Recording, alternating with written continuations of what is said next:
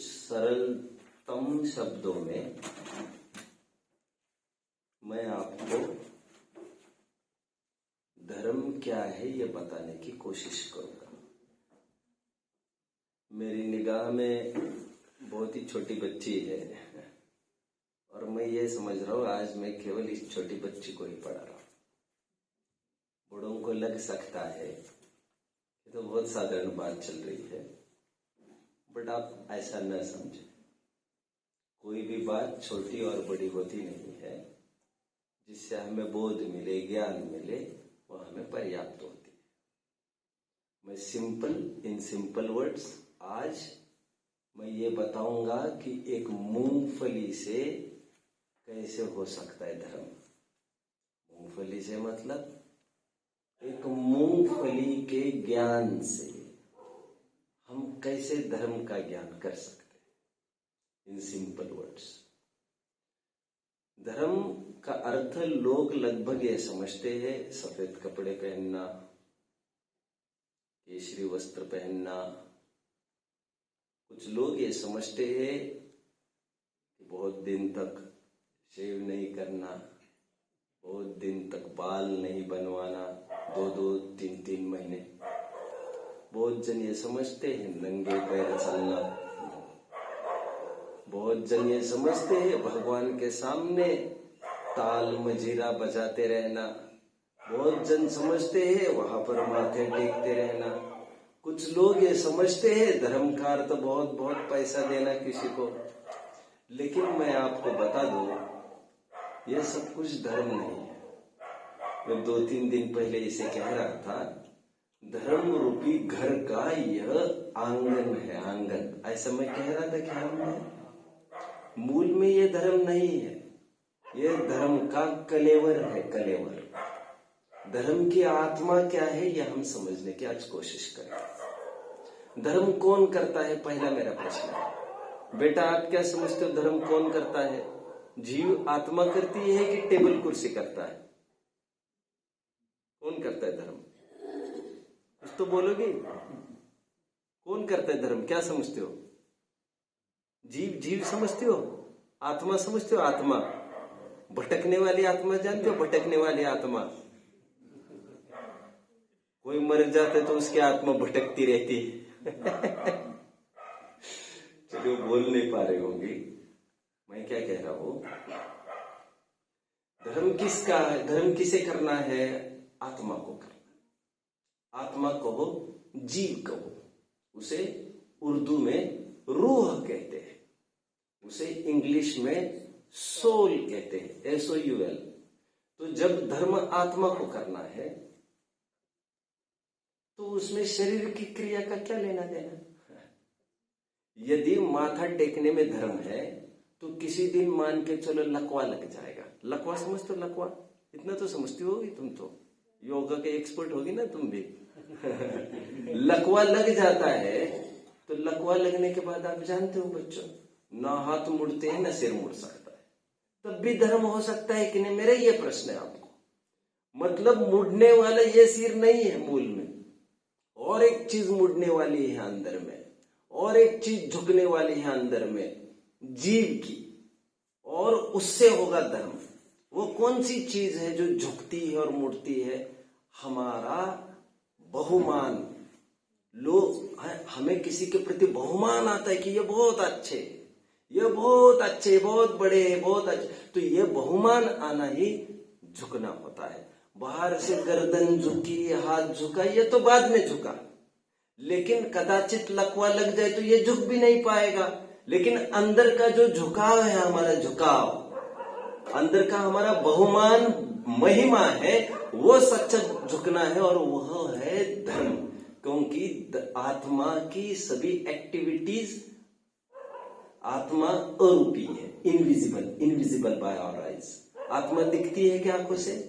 तो उसकी कोई भी क्रिया आंखों से दिख सकती है क्या? नहीं। चलिए मैं आता हूं मेरे प्रकरण की ओर।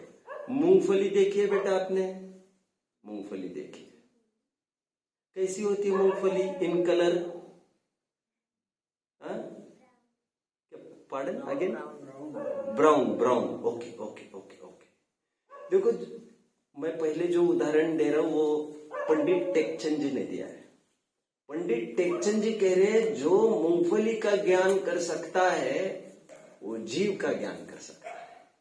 जो जानता है ये मूंगफली में ये छिलका अलग है और ये दाना अलग है, ये छिलका कवर होता है ना उसका कवच मूंगफली का, ये अलग और उसका दाना अलग। कहते सबको पूर्ण चीज को मूंगफली कहते, पूरी चीज को, लेकिन पूरी चीज को मूंगफली कहते। ये पूरी चीज दो से मिली है, दो से। एक तो अंदर का दाना, दल कहूंगा मैं उसे, दल, और बाहर का एक कवच, कवर, जो केवल कवर करता है उसे कहते हम दोनों को मूंगफली। लेकिन सत्यार्थ मूंगफली वो अंदर का दाना है। और फिर उस कवच को अलग करके वो कवच कहाँ चला जाता है, कवर कहाँ चला जाता है उसका, उसकी कितनी कीमत आती होगी, है कुछ कीमत। लेकिन जब दाने के साथ है वो, तो उसकी कीमत है कि नहीं। जब हम मार्केट में गए और हमने कहा किसी ग्रोसर को, हमने कहा कि हमें 2 किलो मूंगफली चाहिए। बेटे समझ में आ रहा है ना आपको जो मैं कह रहा हूं, घबराओ मत, किसी को डरो मत, ठीक है। आप ये बताओ, हम किसी ग्रोसर के पास गए और बोला हमने 2 किलो मूंगफली चाहिए, क्या भाव मूंगफली बेचोगे।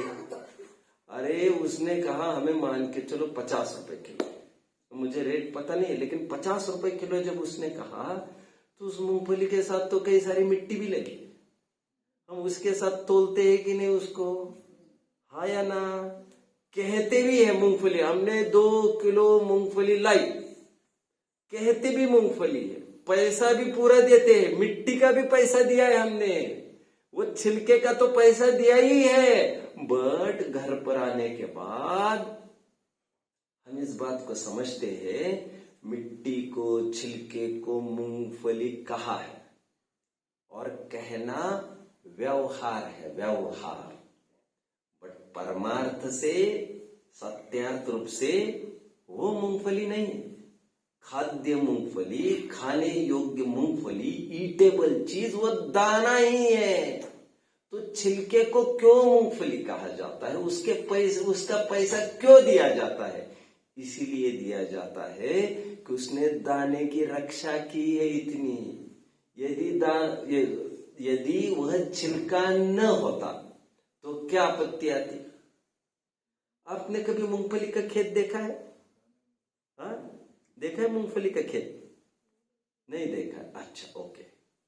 ऐसा होता है, मूंगफली जमीन के अंदर आती है, जमीन के अंदर होती है ना, वो अंडरग्राउंड चीज है वो, है ना। जैसे आलू है, प्याज है, उसके बड़े बड़े पेड़ होते, देखे आलू प्याज के बड़े बड़े होते, देखे हैं? अरे नहीं, वो तो अंडरग्राउंड चीज है, उसके पेड़ थोड़ी होती है बेटा, आलू प्याज। पढ़न, हाँ, वो उगते जमीन के नीचे। उसी प्रकार मूंगफली भी होती है, वो उगती नीचे जमीन में, उसको मिट्टी उसी की तो लगती है। बट थोड़े टाइम के बाद जब वो पकने लगती है तो मूंगफली बाहर आ जाती है। जब मूंगफली बाहर आ जाती है तो किसान आता है और किसान देखता है यार ये तो बाहर आ गई, इसको अंदर होना चाहिए था, तो वह आकर फिर से मिट्टी डाल देता है थोड़ी। ऐसा क्यों करता होगा वो इसीलिए करता है क्योंकि कुछ रोडेंट्स होते, rodents. What are these rodents, मैंने कभी कहा था, रोडेंट्स मतलब जैसे चूहा वगैरह है। तो चूहा आकर वो खेतों को साफ कर जाते पूरे मूंगफली को, तो किसान सोचता है ये तो चूहा खा जाएगा, तो उसको फिर से मिट्टी डाल के उसको दबाता रहता है, सुरक्षा कवच। और प्रकृति में जितनी महंगी चीजें हैं, प्राकृतिक रूप से जितनी बेशकीमती चीजें हैं, वो सेल्फ प्रोटेक्टेड होती है। नारियल है उसको पीना कोई साधारण बात है, उसको कोई सोचे मुझे पीना है, वो तो सोचे इतना दूर कैसे चढ़ूंगा मैं, ऊपर चढ़ भी जाएगा। वो नारियल को खोलना करना उतना सरल काम थोड़ी होता है। जितनी भी महंगी चीजें होती है वो कष्ट साध्य ही होती है, तभी तो उसकी इतनी कॉस्ट हुआ करती है। एनीवे, हम कहते टोटल चीज को मूंगफली है, लेकिन टोटल चीज को मूंगफली कहने पर भी उसमें छिलका अलग है और दाना अलग है। और कीमत मूल में किसकी है बेटा? दाने की कीमत है। अब ये हो गया उदाहरण। इससे हमें क्या शिक्षा मिलेगी? पहले तो ये बात समझ लो बेटा, इस विश्व में आपको यहां बैठना चाहिए था, तो मुझे यहां देखना पड़ रहा है बार बार। कोई बात नहीं, हाँ नहीं, इसको चटाई लेके यहां बैठ जाती। चलो एनीवे सुना दी। इससे देखो और एक बात, प्रकृति में हर एक चीज हमें कुछ ना कुछ सिखाती है। जैसे एक आध उदाहरण दे दो तुम मुझे। प्रकृति में हर एक चीज शिक्षक है। प्रकृति सबसे बड़ा शिक्षालय है, सबसे बड़ा एजुकेशन सेंटर, सबसे बड़ा विद्यालय, सबसे बड़ा गुरुकुल, सबसे बड़ी यूनिवर्सिटीज, ये स्वयं प्रकृति है। और प्रकृति का पुर्जा हमें कुछ शिक्षा तो देता है। वो क्या शिक्षा देता है जरा बताओगे? एक आध उदाहरण दे दे कोई। राइट। अरे बेटा बेटो जैसे गुलाब, क्या कहा बेटा सुना? जैसे गुलाब का फूल है, कांटे भी है वहां पर, और फूल है, फूल के महक भी है। किसी का भी जीवन ले लीजिए, कभी ऐसा नहीं होता। और रोज को फूलों का राजा ऐसे ही नहीं कहा है। फूल होने के तो बहुत है बगिया में, लेकिन इस राजा को, इस फूल के साथ कई सारे कांटे भी है। हमारा जीवन, हर किसी का जीवन कई सारे उबड़ खाबड़ रास्ते से बना है। ऐसा नहीं है कि किसी के जीवन में सुख सुख ही आता रहेगा। क्या कहते हैं गालिब? यह दौर भी गुजर जाएगा गालिब। मेरा बहुत प्रसिद्ध शेर है। क्या? बहुत अच्छी शायरी है गालिब की, कि मिर्जा गालिब हुए हैं। एक जन ने तो ऐसा बोला है कि आप क्यों घमंड करते हो, हमारे पास विलियम शेक्सपियर है, हमारे पास भी मिर्जा गालिब है। विलियम शेक्सपियर एक बहुत बड़ा इंग्लिश राइटर है बच्चों, ड्रामेटिस्ट, एक नाटककार हुआ है। और ऐसा शायद ही कोई शख्स है जिसने थोड़ी भी इंग्लिश पढ़ी है और विलियम शेक्सपियर का नाम नहीं सुना है, ऐसा कभी नहीं हो सकता। तो एक भारतीय ने ये कहा है, आपके पास विलियम शेक्सपियर है तो हमारे पास गालिब है, गालिब।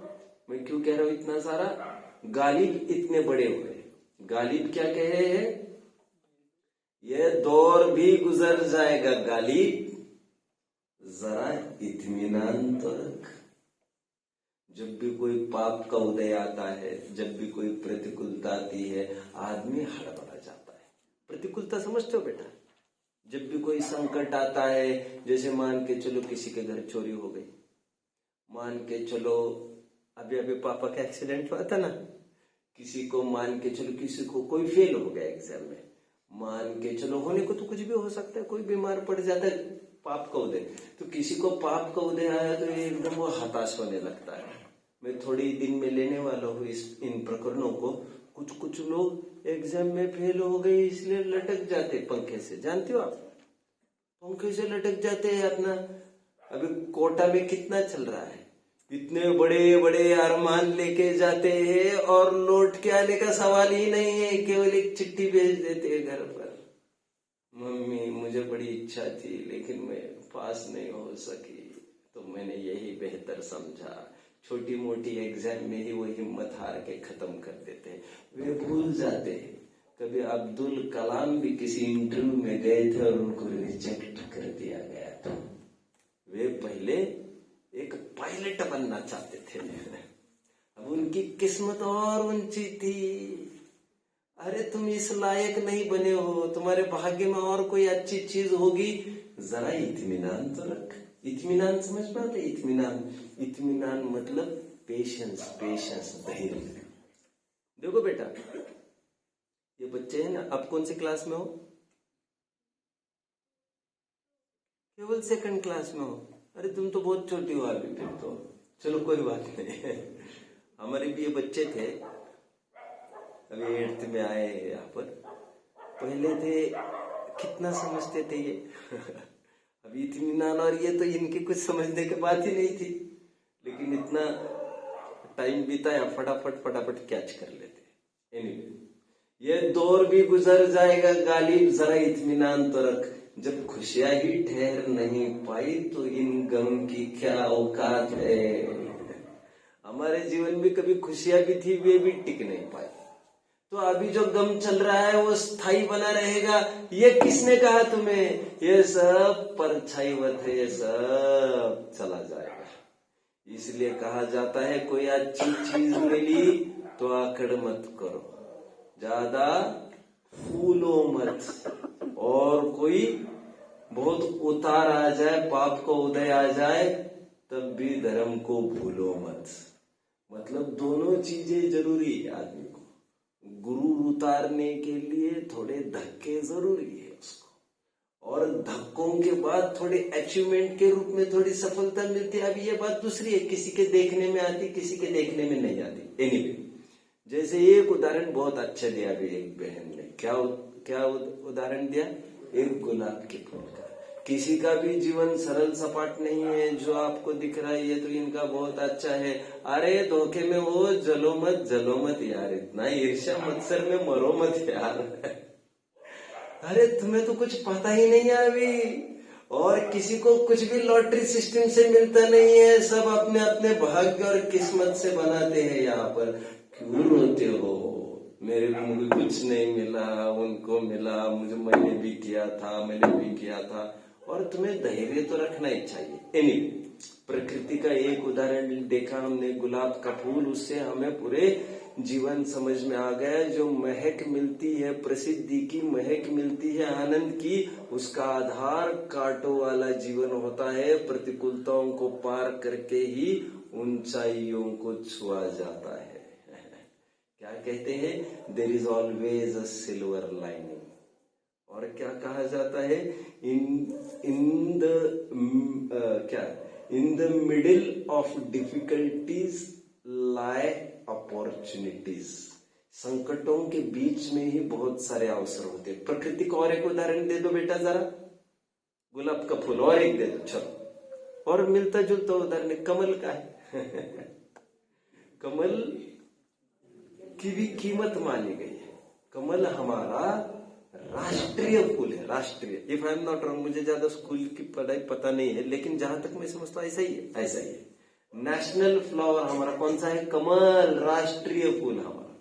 हजारों फूलों में हमारे राष्ट्र का फूल लोटस, वाई एक लोटस टेम्पल भी है। कमल की क्या खासियत है?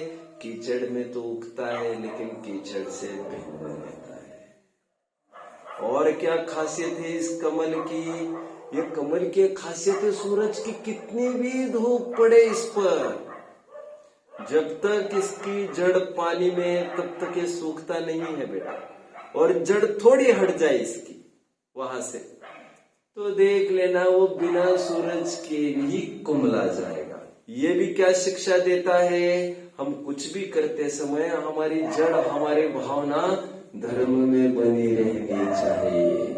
बाहर की कितनी भी प्रतिकूलताएं, चढ़ाव उतार आए, और हम धर्म में बने रहेंगे, तब भी हमें कोई वैसा दुखी नहीं कर पाएगा। और यदि धर्म से ही हम छूट जाए तो बहुत शान शौकत भी मिल जाएगी, तो व्यसनों में पड़ा रहेगा यह हवा, तो उसका कोई फायदा नहीं होगा। प्रकृति का ये। अभी चलो, मैं नेशनल फ्लावर लिया था, अभी नेशनल बर्ड कौन सा है हमारा? पीकॉक। मोर की क्या विशेषता है जरा बताओगे? मोर की, मोरनी की क्या विशेषता है? कुछ तो बोलो यार। कुछ नहीं तो आप ये बोल सकते हो, उसके पंख के पीछे की आप विशेषता बोल सकते हो। आप जानते हो उस मोर के पंख भी कहीं रखे आप कोने में, उस तरफ साफ नहीं आता, उसको लगता है यही कहीं मोर हो सकता है। मोर की एक टंकार किलोमीटरों से भी टंकर आए तो सांप जो लिपटे हैं ना पेड़ से, फटाफट पकड़ छोड़ के गिरने लगते हैं कि कहीं आ न जाए यहाँ पर। अभी वो दूर पर खड़ा है मोर। मोर की और क्या विशेषता है? मोर की विशेषता ये है, आप लोगों ने देखा होगा जब पानी बरसने को होता है पूरा अपने पंख फैला देता है। उसकी विशेषता सुनो अभी ध्यान से। लेकिन ये जब अकेला होता है तभी नाचता है। अभी थोड़ा ही आप वहां पर आकर खड़े रहिए, जैसे आकर खड़े रहेंगे वो नाचना बंद कर दे। क्या शिक्षा मिलती है हमें? प्रदर्शन मत करो धर्म का ज्यादा। धर्म करो, धर्म प्रदर्शन मत करो। कुछ लोग ये है, लोग आ जाए तो और लोग चले गए तो केवल लोगों के लिए करते हो क्या धर्म? तुम तुम्हारे लिए नहीं करते हो क्या? अरे तुम्हें तो उल्टा होना चाहिए था। एनीवे, प्रकृति की हर एक वस्तु हमें कुछ न कुछ शिक्षा देती है। उसी प्रकार मूंगफली ये शिक्षा देती है। जो टेकचंद जी ये कहते, टेकचंद जी एक विद्वान, एक स्कॉलर है, वे ये कहते जो इतना जानता है, इतनी अकल रखता है कि मूंगफली छिलकर उसमें से दाने अलग निकल सकते हैं और वे खाने हैं, तो ये जान सकता है कि ये उदाहरण चला। हाँ, अभी तक, अभी सिद्धांत पर मैं आता हूं, उसी पर 10 मिनट बात करूंगा। उसी प्रकार ये भी एक मूंगफली जैसा है। अब कहेंगे ये कैसे मूंगफली जैसा? इसमें भी दो चीजें। एक तो जी, जो मूल दल है उसका कीमत उसी की लगी है, पूरी वैल्यू उसी की है। जिस दिन जीव इसमें से चला जाएगा ना, तो टाटा हो या अंबानी, कि कोई भी हो, उसके प्राण जिस समय में निकल कर चले जाएंगे, शोकेस में उसकी डेड बॉडी को रखा है किसी ने आज तक? बेटा रखते हैं? कोई भी उस बॉडी को नहीं रखेगा। आधा ही घंटा हो जाए तो क्या होने लग जाएगा? उसको तुरंत नाक में कपास डाल दो भैया, ये कर दो भैया, वो कर दो भैया, इन्फेक्शन हो रहा है। और कोई 4 दिन रख सकता है अपने पास? वो सड़ने लग जाएगा। लोग कहेंगे ले जाओ भैया, ले जाओ इसको, जला दो जल्दी फटाफट। और पारसी लोगों में एक कस्टम है, आपने देखा होगा सिस्टम है। क्या है पारसी लोगों की विशेषता? बच्चों, आपको एक भारतीय होने के नाते आपको सभी दर्शनों का ज्ञान होना चाहिए। मुझे नहीं है ज्यादा, लेकिन थोड़ा बहुत आपको आदत होना चाहिए। आप कुएं के मेंढक मत बने रहना। कौन क्या क्या मानता है ये सब आपको पता होना चाहिए। और वो पता हुए बिना आपको कैसे पता चलेगा क्या सही है और क्या गलत है? पारसी लोगों की विशेषता है, जब कोई मर जाता है उनकी डेड बॉडीज वे यहाँ फेंक देते हैं। इसीलिए अभी गवर्नमेंट यहाँ मतलब कोई उनके ना वो जलाते भी है और ना भी दफनाते भी, वे उसको कुछ भी नहीं करते। उनके पिट्स होते, मैं कभी आपको दिखा सकूंगा यहाँ पर। आप बने रहेंगे तो पूरा ज्ञान करा दूंगा। मुझे नहीं है इतना, वो ये करा देंगे। मैं कुछ आपको बताऊंगा कैसे ज्ञान होगा, वो हो जाएगा। वे ऐसी डेड बॉडीज डाल देते, कौवा आता है और उसको नोच के खा जाता है। ऐसा उनका सिस्टम है। वो सिस्टम को गवर्नमेंट निषेध कर रही है। बहुत जन उसका निषेध कर रही है, क्योंकि उससे काफी समस्याएं खड़ी होती है, ऐसा सबका कहना है। एनीवे, मुझे वो कहना भी नहीं आता। मुझे ये कहना है, जैसे उसमें से प्राण, जैसे ही उसमें से लाइफ निकल कर चली जाए, उसकी बॉडी की कितनी कीमत होगी? इसका मतलब आज तक जितनी कीमत थी बॉडी की, हम क्या करते हैं? छुओ पैर, हम क्या करते हैं? लगाओ गले, हम जो भी करते किसके साथ व्यवहार करते हैं? किसी को पुछ करना है, फेरा माथे पर हाथ, किसी को पुछ करना है, पीठ पर फेरा हाथ, कुछ भी उपचार करना है करते शरीर पर है, क्योंकि आत्मा तो वैसे ही नहीं दिखती है। लेकिन सभी जन जानते हैं कीमत शरीर की इसीलिए है क्योंकि इसमें बसता आत्मा है। तो छिलका इज लाइक शरीर और दाना इज लाइक आत्मा।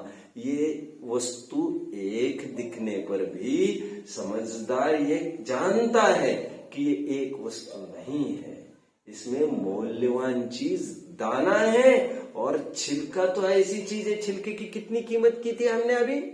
कचरे की तो कीमत की थी, उसको कौन पूछता है दाना अलग होने के बाद? ठीक उसी प्रकार शरीर की कोई वैल्यू नहीं है और आत्मा की इतनी वैल्यू है। लोग में कहते भी है जान है जहान है। सिर एक तो पगड़ी आ जाए, शरीर चला जाएगा तो और नया मिलता ही रहता है। जो चतुर्गति भ्रमण करता है उसको तो नया शरीर मिलता रहेगा। एक शरीर की इतनी चिंता क्यों करते हो? मैं ये नहीं कह रहा हूँ शरीर मिलता रहना हमारी सफलता है।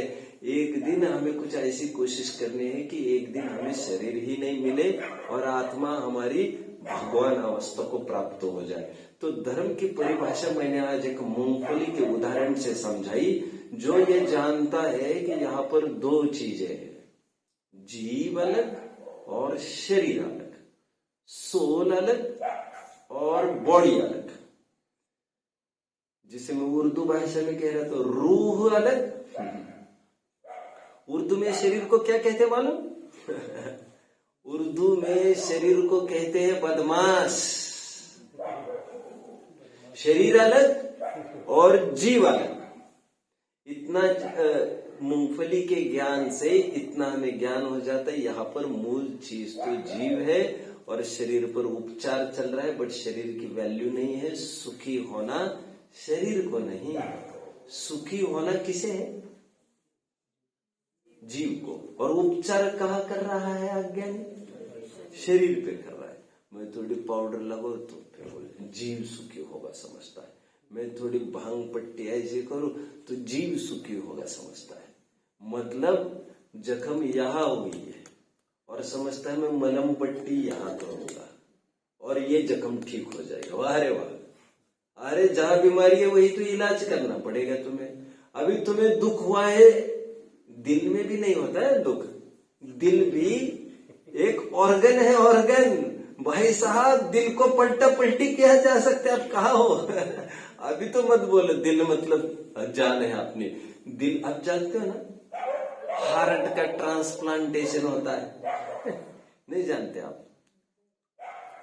अरे दिल को, हार्ट को, हृदय को हटाया जाता है और नया बिठाया जाता है। तुम कौन से दिल की बात कर रहे यार? हमारे पवन जी को लोग कहते थे, तो लोग कहते थे इनके दिल को झटका ही नहीं लग सकता, इनके दिल ही कहा है, क्योंकि उनका हार्ट पेस मेकर बिठाया था उनको। बहुत जनों को पेस मेकर, डुप्लीकेट एक हार्ट होता है, मैं ज्यादा भी नहीं जानता, वो छोड़ दीजिए।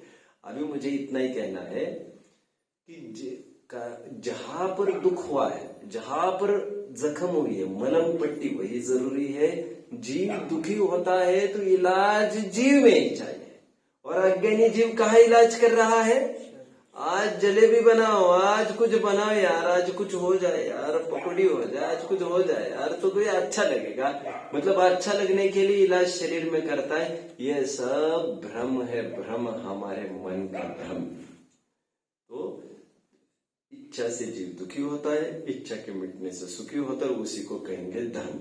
धर्म की एक ही परिभाषा है, जीव अलग शरीर अलग, ऐसी समझ, उसका नाम धर्म। तो आप सभी जन ये जान सकते हो, आप इतना समझ रही हो बेटा, जीव अलग है और शरीर अलग है।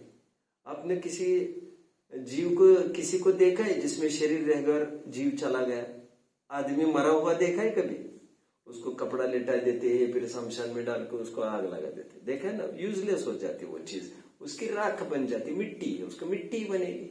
और कहते इसमें से प्राण निकल गए, प्राण पखेरु उड़ गए, लोग कहते हैं वे चले गए, चल बसे। उनको जलाया नहीं कहते, क्योंकि जलाया शरीर को जाता है। जीव अपनी यात्रा करने के लिए आगे चला जाता है। आज आप बहने हो, राइट?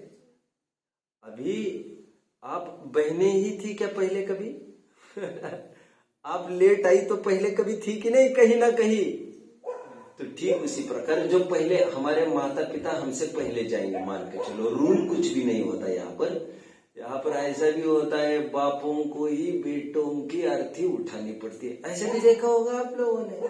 अरे सब कुछ होता है यहाँ पर, ऐसा कोई रूल नहीं है कि पहला आया है तो पहला जाना पड़ेगा। लेकिन जैसे कोई माता पिता है, हमारा दादा दादी जैसे चले जाएंगे तो कहीं ना कहीं जाएंगे कि नहीं? तभी तो हम कह रहे चले जाएंगे। तो ये यात्रा है जीव की। ये जिस प्रकार एक वस्त्र उतारते हैं, नया वस्त्र पहनते हैं, जैसे छिलके का उदाहरण दिया था, एक शरीर छोड़ता है, नया शरीर जोड़ता है। यह जीव बट यह जीव शरीर रूप नहीं होता, इसलिए शरीर का गोरा होना, काला होना, दरिद्री होना, कुरूप होना, बहुत सुंदर होना, इसमें जीव का कुछ भी सौंदर्य नहीं है। आकड़ने की कोई जरूरत नहीं है। यहाँ का पैसा, धन दौलत, चमड़ी दमड़ी सब यही रह जाएगी। धर्म का इतना ही सार है। ठीक है बेटा, क्लियर? कठिन था क्या? बहुत डिफिकल्ट था? सरल होता ना, मैं यही कह रहा हूं, धर्म बहुत सरल चीज है। ठीक है, चलो बस करते हैं। कुछ प्रश्न है आपको? माता जी कुछ प्रश्न है?